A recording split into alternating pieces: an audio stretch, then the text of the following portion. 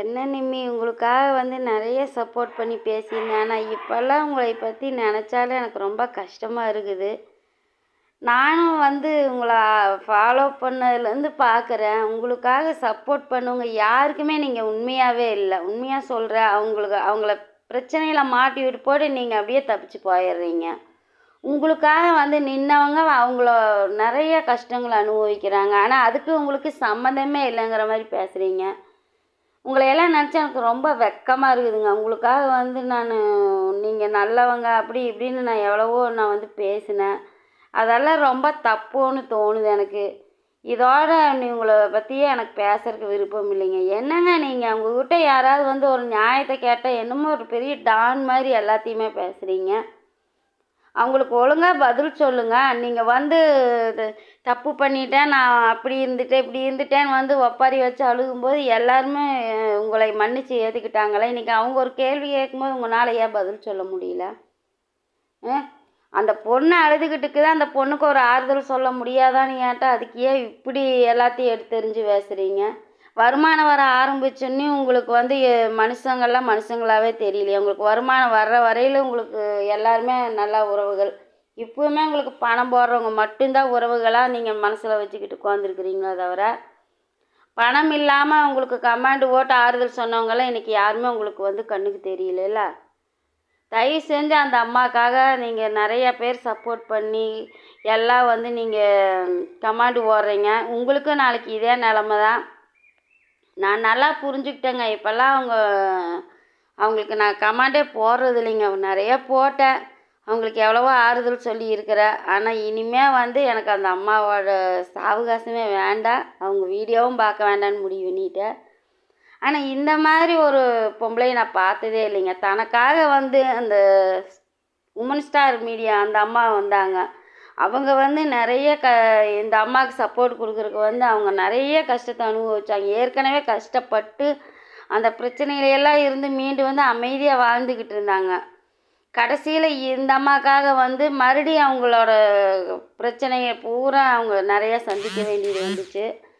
அதே மாதிரி தீபா பொண்ணும் அப்படித்தான் ஹெல்ப் பண்ண வந்துச்சு. அந்த பொண்ணையுமே எடுத்தெறிஞ்சு பேசினாங்க. இருந்தாலும் பட்டும் படாத பேசினாங்க. ஏன்னா அந்த பொண்ணு வசதியானவங்க, அந்த பொண்ணை பகைச்சிக்க முடியாது இல்லையா? அதனால் அந்த பொண்ணுக்கிட்ட கொஞ்சம் பக்குவமாக அப்படியே சிரிச்சுக்கிட்டே அந்த பொண்ணை காயப்படுத்தினாங்க.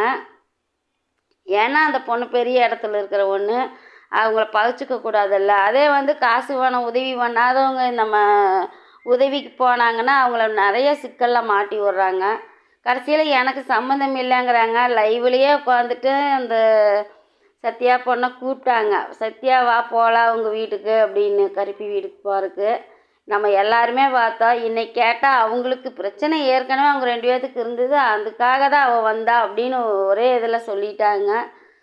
இன்றைக்கி உண்மையாக அந்த சுக்காங்கிற ஆள் சொல்லிக்கிட்டே தான் இருக்குது. இவளை விட அவள் ரொம்ப மோசமானவ, அவளை பற்றி தெரியும்போது எல்லாம் விலகிடுவீங்கன்னு அந்த ஆள் எவ்வளவோ தடவை சொல்லிச்சு.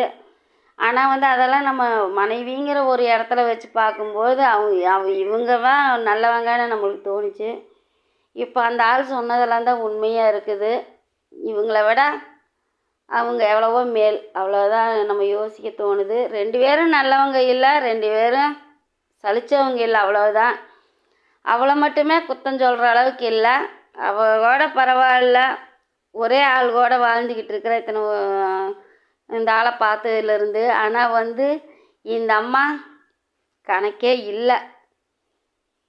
மீடியாவுக்கு வந்ததே கணக்கு இல்லை, வராமல் எவ்வளவு என்னன்னு நம்மளுக்கு தெரியாது.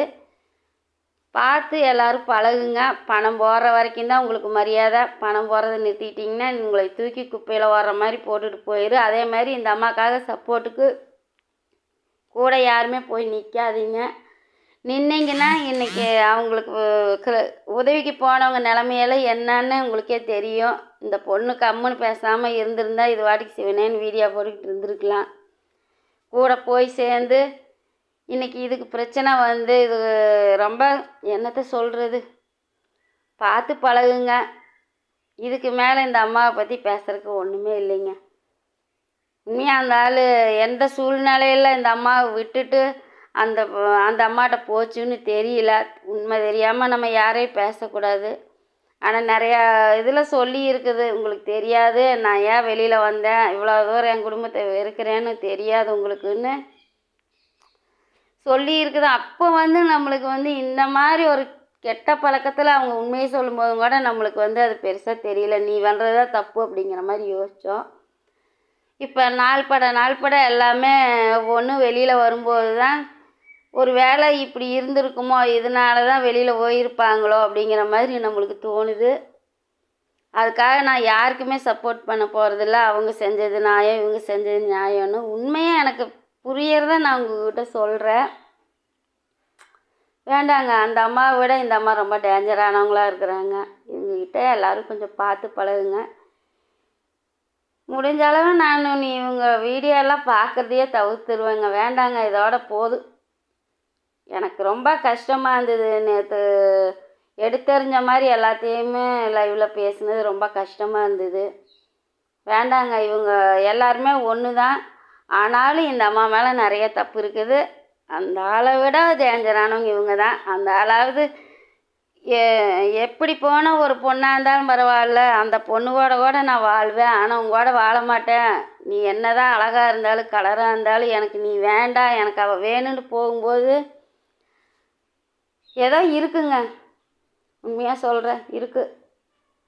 இல்லைன்னா வந்து குடும்பத்தையும் மனைவி தவிர இந்த அளவுக்கு ஒரு ஆள் இறங்கி போய் அந்த பொண்ணுக்கு செய்யும்போது கட்டப்பை சாரி, உன்னை நிறையா நான் திட்டி இருக்கிற. எனக்கு இந்த வீடியோவில் திட்டுறனா இல்லையா, உன்னோட வீடியோ பார்க்கும்போது கூட திட்டி இருக்கிற. சாரி. நீ உண்மையாலுமே அவங்கள விட நீ எவ்வளவோ மேலான பொம்பளை தான். சந்தோஷமாக வாழ்க்கையை கொண்டுட்டு போ.